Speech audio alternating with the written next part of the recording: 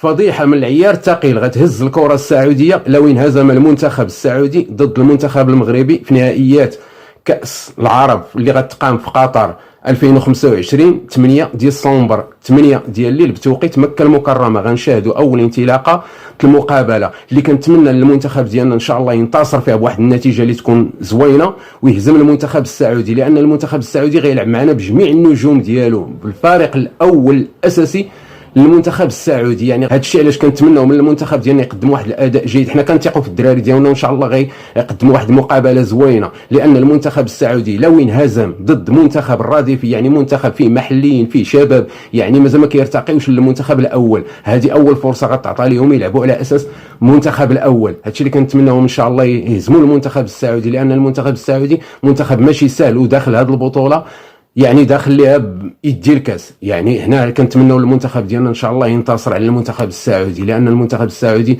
منتخب راه ماشي سهل وبان لي غنوحلوا معاه، هو الوحيد اللي كاين في هذه المجموعه غنوحلوا معاه.